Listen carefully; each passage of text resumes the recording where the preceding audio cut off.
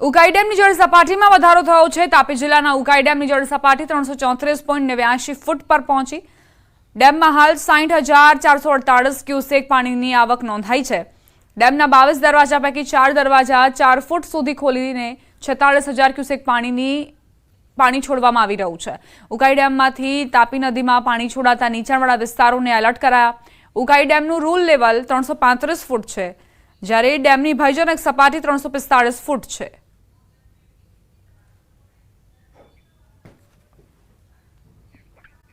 વર્ષ 1947માં દેશ આઝાદ થયો।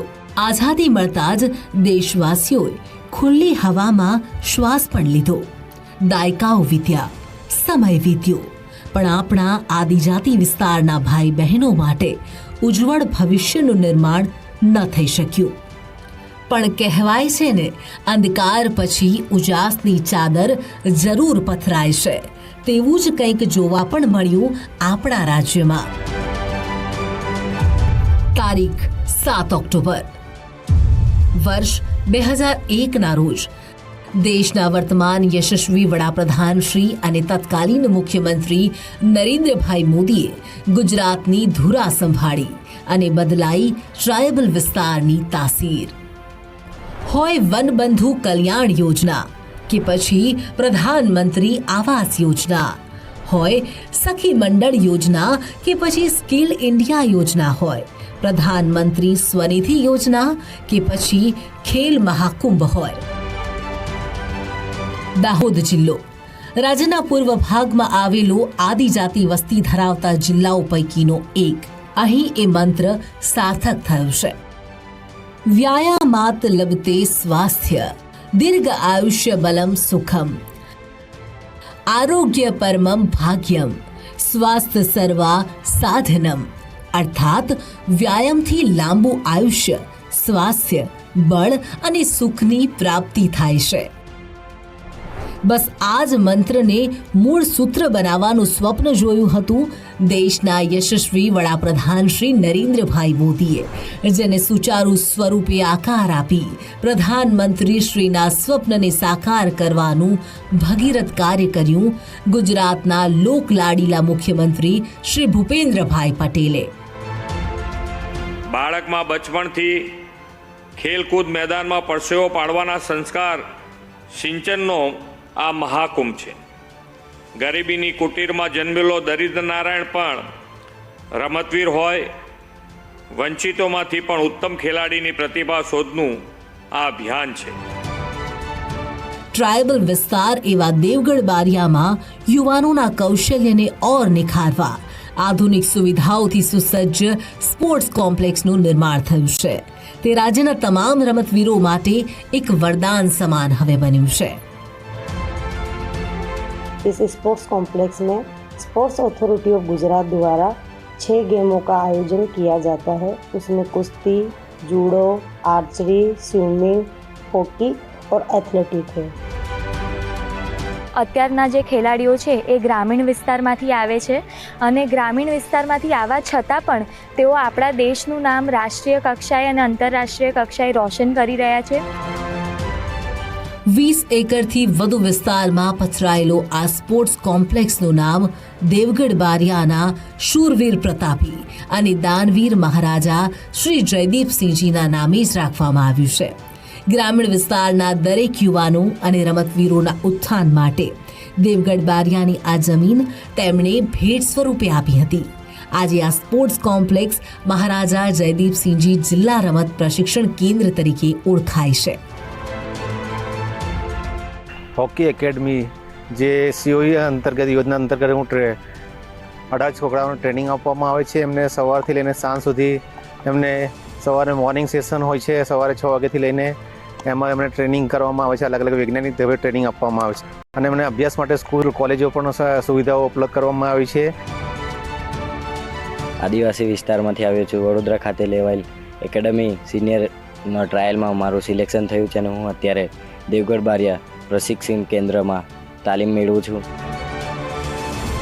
અમે ખેલો ઇન્ડિયા ફર્સ્ટ, સેકન્ડ, થર્ડ એમ 3 લીગ રમ્યા છીએ અને જવાહરલાલ નહેરુ હોકી નેશનલ 2 વખત રમ્યા છીએ અમને અહીંયા હોસ્ટેલમાં રહેવાની અને ખાવા પીવાની સુવિધા ખૂબ જ સારી રીતે મળે છે. અમને ગ્રાઉન્ડ પણ ખૂબ જ સારું મળ્યું છે અને અમારા કોચિસ અને ટ્રેનર દ્વારા અમને ખૂબ જ સારી ટ્રેનિંગ મળી રહી છે. સ્પોર્ટ્સ ઓથોરિટી ઓફ ગુજરાતની જિલ્લા કક્ષા સ્પોર્ટ્સ સ્કૂલ યોજના અને સેન્ટર ઓફ એક્સલન્સ યોજના ચાલે છે, જેના થકી દાહોદ સહિત રાજ્યના અનેક જિલ્લાના દરેક યુવાઓ અને રમતવીરો વિનામૂલ્યે ભણતર સાથે તમામ પ્રકારની જુદી જુદી રમતની નેશનલ તેમજ ઇન્ટરનેશનલ સ્પર્ધાઓ માટે અથાગ પરિશ્રમ કરી તાલીમ આપવા ઉપરાંત જુદી જુદી રમતમાં સ્પેશિયલ કોચ દ્વારા તેઓ ટ્રેનિંગ લઈ રહ્યા છે. તમામ પ્રકારની સુવિધાઓથી સજ્જ અને અદ્યતન આ સ્પોર્ટ્સ કોમ્પ્લેક્સમાં જુદી જુદી 6 જેટલી રમતો માટે તમામ સુવિધાઓથી સ્પેશિયલ કોચ દ્વારા આ રમતવીરોને પ્રશિક્ષણ આપવામાં આવે છે. इस स्पोर्ट्स कॉम्प्लेक्स में सिंथेटिक ट्रैक है और बाकी पूरी सुविधा है जो लॉन्ग एंड मिडिल डिस्टेंस की सुविधा होनी चाहिए. मैं जब 2016 में आया था मेरे पास 35 बॉयज़ एंड गर्ल्स जूनियर्स थे. उनकी आज 8 साल से ट्रेनिंग करते हुए उन्होंने कई अपने एज ग्रुप के अंदर एशिया में मेडल ली है और नेशनल में जूनियर्स में मेडल ली है. इस साल सीनियर नेशनल में 9 मेडल लिए है. मैं एक इंटरनेशनल प्लेयर हूँ. वर्ल्ड यूनिवर्सिटी गेम्स चाइना में 2023 में मैंने पार्टिसिपेशन किया था. मुझे सीनियर में 4 मेडल है.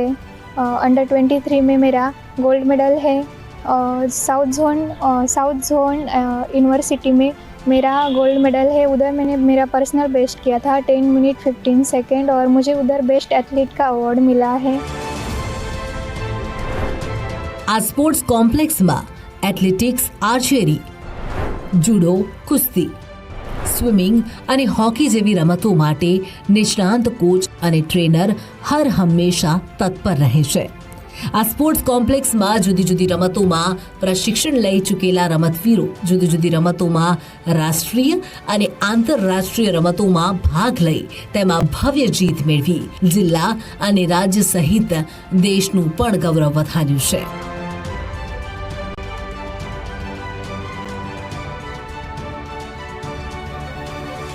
હરિયાણામાં મેં નેશનલ રમી હતી અને અત્યાર સુધી મેં ઇન્ટરનેશનલમાં ભાગ લીધેલ મેં ઇન્ટરનેશનલમાં સિલ્વર મેડલ મેળવેલો છે.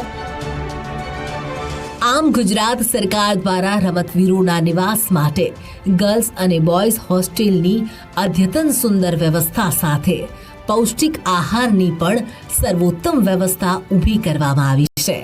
આ સાથે જ સ્કૂલમાં જવા અને પરત ફરવા માટે વાહન વ્યવસ્થા પણ ઊભી થતા રાજ્યનો યુવાન આજે ભણી પણ રહ્યો છે અને રમતગમત ક્ષેત્રે કાઠું પણ કાઢી રહ્યો છે. એની પહેલાં હું ઇન સ્કૂલમાં પ્રેક્ટિસ કરતી હતી જેમાં મેં ખેલ મહાકુંભમાં પાર્ટિસિપેટ કર્યો હતો. ત્યારબાદ મેં DLSS સ્કીમનો ટ્રાયલ આપ્યો હતો જેમાં દેવગઢ બારિયા ખાતે મારું સિલેક્શન થયું હતું.